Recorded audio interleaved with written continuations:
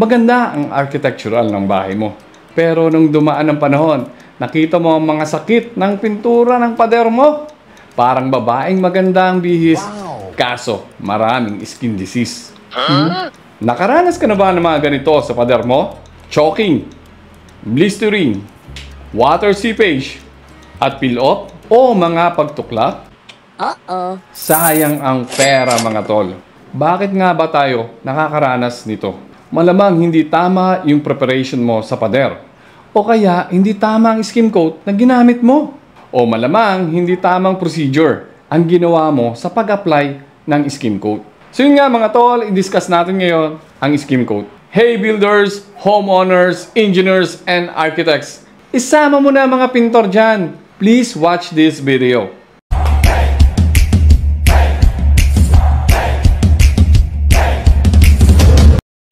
Magandang araw Pilipinas. Kamusta kayo dyan? Nandito tayo ngayon sa project natin at makikita nyo na nasa finishing stage na tayo.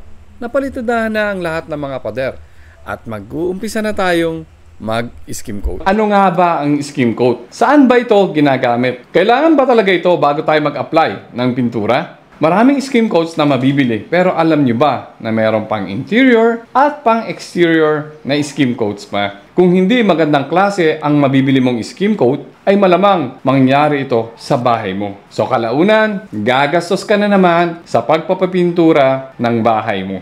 Ang Sika ay nag-originate sa bansang Switzerland. It is a global company specializing in chemical products for industrial and construction solutions. They provide high-quality product lines for building, protecting, finishing, and repairing requirements for your construction projects. Sika has been serving the Philippine market since March 1994. They have products from concrete mixture, specialty mortars, sealants and adhesive, building finishing solutions, concrete repair, structural strengthening, and waterproofing systems. So ang tanong, bakit nga ba mahalaga ang pag-i-skim coat? Ito ay para matakpan ang mga cracks, pinholes, or yung maliliit na butas at rough surface ng konkreto, kaya tayo gumagamit ng skim coat. Bukod sa nakakapagbigay ng improved appearance or finish sa pader natin, mas pinapainam pa nito ang kapit ng pintura at nagbibigay ito ng protection sa ating konkreto. Paano nga ba ina-apply ang skim coat? Traditional na ginagawa natin sa pagpipintura ay inuuna natin na lasunin yung pader or yung concrete neutralizer. Pinapahid natin yun sa mga pader. Pangalawa, gumagamit tayo ng mga patching compound. Yung mga patching compound na yun ay nilalahok natin sa mga latex paint at minamasilya natin dun sa pader. Pagkatapos nun, lilihain natin at saka ito lalagyan ng primer. At saka ito mapapahiran ng first coat at second coat paint. But with Sika Skim Coats, the Lanco 101 PH Paranduit at Lanco 103 PH, mas pinaiksi ang proseso ng finishing. Tapos na tayo magpalitada. So meron tayong concrete substrate. And then pupunasan natin ito ng damp foam or bahagyang basang-basahan. Pupunasan at tatanggalin ang alikabok sa pader bago natin ipahid ang skim coat. Matapos matuyo, we can do our first coat and second coat paint. Dito sa paggamit ng Lanco 101 PH Paranduit at Lanco 103 PH, mas pinaigsi ang proseso. At dito, nakatipid ka na sa labor. Nakatipid ka din sa materyales kumpara sa traditional na proseso. At hindi lang yon, binibigyan pa ng pangmatagalang proteksyon ang mga pader natin. Ang Lanco 103 PH, Lanco Wall, ready to use and easy to apply na skim coat paste. Hindi na kailangang dagdagan pa ng tubig. Compatible ito sa smooth and rough surface at mga concrete surface na makikinis na. Shattered concrete, reinforced concrete shellwork, or precast concrete, lightweight concrete blocks, pati na rin sa mga gypsum board. Ginagamit ito sa mga interior walls at kahit sa exterior walls ay pwede rin itong gamitin. At nagbibigay ito ng perfectly smooth finish. Guys, advantage of using this Lanco wall. Hindi siya powder. This is a ready-made skim coat. Smooth finish. Kung nakapag-apply ka ng 2 to 3 coats at nakita mong maganda na, ay hindi mo na kailangang pinturahan. Kahit hindi ka na mag-primer. Yun ang advantage ng paggamit ng Lanco Wall.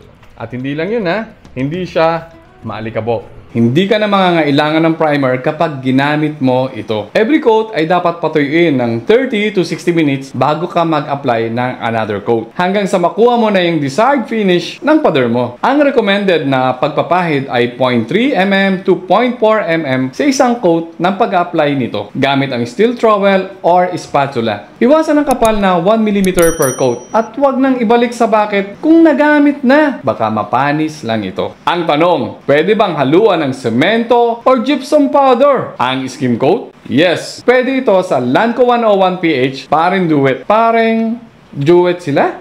Ito ay hinahaluan ng semento o kaya gypsum powder. Ito ay para matakpan ang temperature cracks or mga uka or grooves, seam and rock pockets sa concrete surface para sa perfectly smooth finish nito. Pwedeng expose mo ito kahit naka-skim coat lang yung pader mo. Alam nyo mga tol, napakakinis.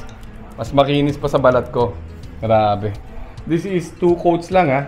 2 coats lang yung in-apply dito. Pwede mo rin itong i-paint ng first and second coat. But, advantage kung nagtitipid ka mga tol, you can use only the skim coat kahit hindi mo na ito pinturahan. Pwedeng gamitin ito sa interior at exterior. Kadalasan kasi mga skim coat natin is powder. Pero ngayon, meron na tayong base at cement. Imimix mo lang, eto na ang magiging resulta. May high bonding strength on both concrete wall or gypsum board at high bonding strength sa pintura. At sa tulong nito, may iwasan ang choking at pagtuklap ng mga pintura. This application is 2 coats pa lang. Pero kung gusto mo pa ng mas eleganteng finish, you can apply it 3 coats. Pwede itong 0.5 kg ng semento at 1 kg ng skim coat paste. Pwede rin itong 1:1. 1 kg ng semento at 1 kg ng skim coat paste. Hindi pa naliliha to.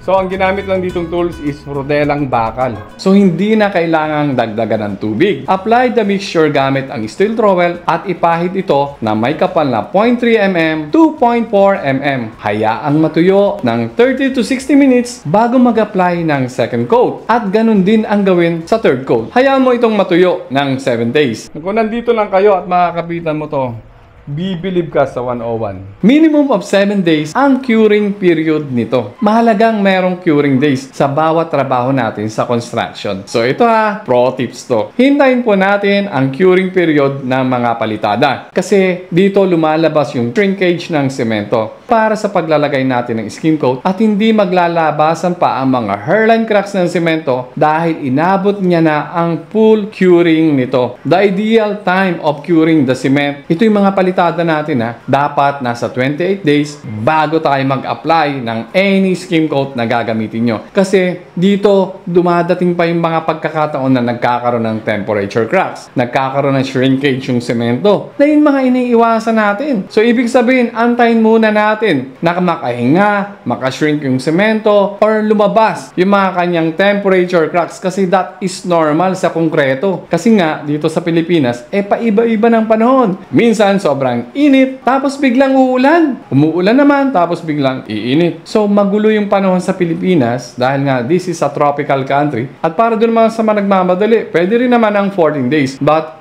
ideally, 28 days is the best curing period of the cement before applying skim coat. So, one of the advantage using this kind of skim coat, this is the 101, and then this is the 103. Guys, walang alikabok. Walang alikabok. Hindi katulad nito. This is a powder skim coat. Okay? Ito Ayan. Now you can see the difference. Mas mainam na gumamit ng basang-basahan para sa pagtanggal ng alikabok sa pader at hindi yung walis So karamihan mga tol sa mga nakikita natin, yung walling ginagawang flooring. Bakit ko to sinasabi? Kasi nga mga tol, winawalis yung pader. Saan ba ginagamit yung walis? Di ba sa floor lang? Bakit mo kailangan paspasan ng walis tambo yung mga walls?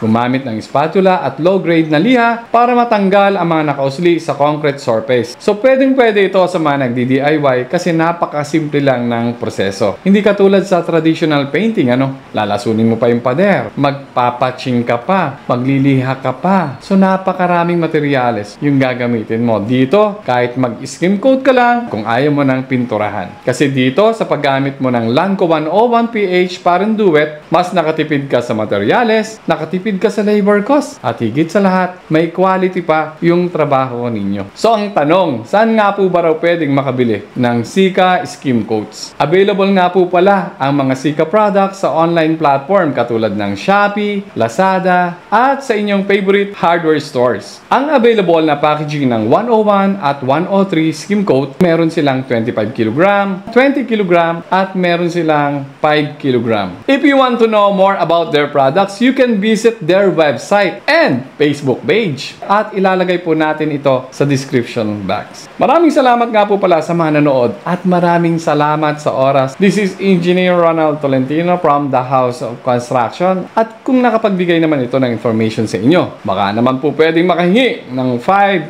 likes. Hanggang sa muli, hanggang sa susunod na video natin ha. Ingat!